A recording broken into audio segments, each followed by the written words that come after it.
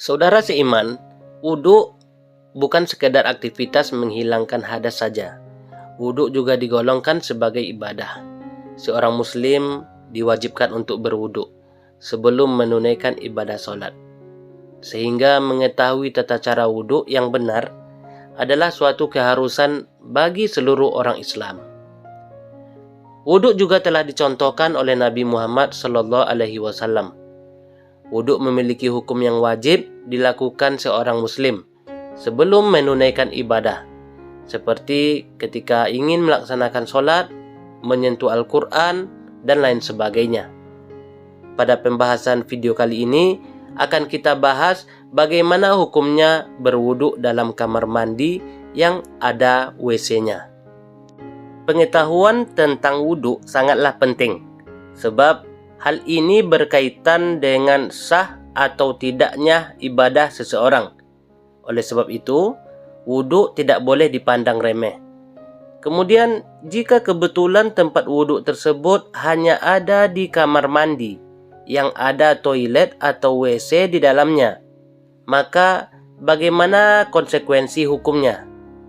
Saudara seiman, mari sama-sama kita simak penjelasan Ustadz Abdul Somad dan Ustadz Adi Hidayat berikut ini. Apa hukumnya, apa sah atau tidak jika berwuduk mandi wajib dalam kamar mandi yang dalamnya ada WC? Dulu WC aja, mandi di sebelah ada dindingnya. Sekarang demi efisiensi WC bersatu dengan tempat mandi. Apakah sah mandi wajib di tempat ada WC-nya? Sah, tidak jadi masalah. Hanya saja tak boleh menyebut nama Allah di dalam. Karena Nabi mau diucapkan salam 3 kali, Nabi tak menjawab. Assalamualaikum, Nabi diam. Assalamualaikum, Nabi diam. Kenapa Nabi diam? Tak boleh menyebut Allah dalam tempat yang ada WC-nya. Maka berniatnya dalam hati saja. Tapi kalau tak ada, nawaitu raf'al hadasil asghari listibahati sholati fardu alayya lillahi ta'ala. Bismillahirrahmanirrahim, nawaitu raf'al hadasil akbari. Tapi kalau ada WC, diam. Di dalam saja, tak boleh.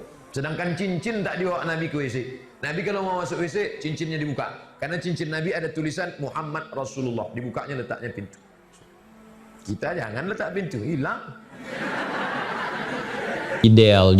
Idealnya memang tempat wudhu itu berpisah dengan toilet.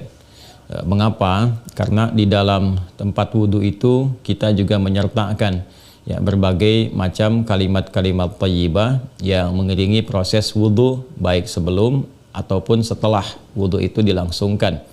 Bukankah kita saat berwudhu kan mengucapkan Bismillahirrahmanirrahim, kan? Sebagai mula kita mengerjakan segala kebaikan dengan dasar yang Nabi sabdakan, kullu amrin tibalin la yubda'u fihi Bismillahirrahmanirrahim fahuwa abtar. Dan itu juga sebagai ekspresi ungkapan gambaran atas niat yang kita tujukan dari wudhu itu, kita arahkan untuk mendapatkan ridha Allah Subhanahu wa ta'ala. Kemudian juga di akhir wudhu kita juga kan berdoa, kan, dengan mengucapkan syahadatain, syahadu an la ilaha illallah, syahadu anna muhammadar rasulullah. Kemudian kita mengatakan Allahumma ja'alni minat tawwabin wa ja'alni minal mutatahhirin. Kalau kita mau kemudian tambahkan juga dengan doa wa ja'alni min ibadikas salihin. Nah, sedangkan kalimat-kalimat thayyibah yang berupa permohonan-permohonan doa dalam kebaikan ataupun menyebut asma-asma yang mulia, nah itu kan umumnya tidak diutarakan saat kita berada di dalam toilet, karena toilet punya sifat tertentu.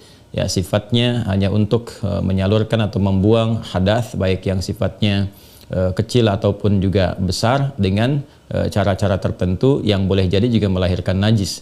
Sedangkan wudhu itu tidak seketika juga menyatu dengan menghilangkan najis. Bisa jadi hanya hadasnya saja, belum tentu ada najisnya, gitu kan. Sedangkan kalimat-kalimat thayyibah sangat tidak disukai diungkapkan dalam keadaan-keadaan kita masuk toilet. Karena itu saat masuk toilet kita kan berdoanya doa memohon perlindungan kepada Allah dari godaan-godaan setan yang berkumpul di tempat-tempat yang buruk, seperti toilet dan semisalnya. Allahumma inni a'udzubika minal khubuthi wal khaba'ith. Nah, kemudian ketika kita keluar, kita kan beristighfar tuh. Ghufranak, gitu kan? Ghufranak, mohon ampunanmu ya Allah.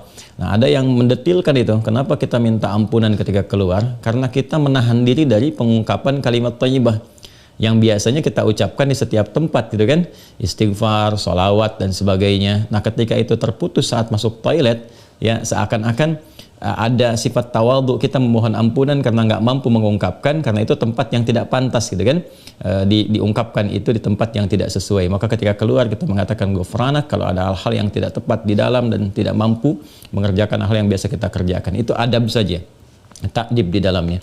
Nah, karena alasan inilah akan lebih bagus kalau tempat wudhu itu bisa terpisah sendiri dengan toilet, sehingga nanti kesempurnaan hal-hal yang mengiringi bisa dilakukan.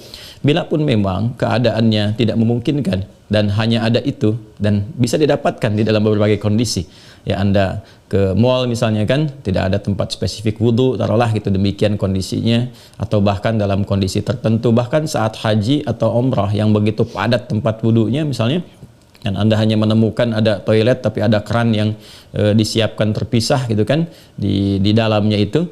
Nah, ini kondisi-kondisi demikian masih memungkinkan. Ya, jadi kalau ada kondisinya sifatnya tidak terpisah keadaan tempat wudhunya, maka tidak ada masalah ketika Anda berwudhu dalam keadaan juga menyatu tempatnya dengan toilet, karena kaidah juga mengatakan ad-daruratu tubihul mahdharat. Kondisi-kondisi yang mendesak itu, kondisi-kondisi yang tidak biasa itu membolehkan, bahkan yang terlarang pun asalnya diperkenankan. Saudara seiman, itulah tadi penjelasan Ustadz Abdul Somad dan Ustadz Adi Hidayat terkait hukum berwudhu dalam kamar mandi yang ada WC-nya.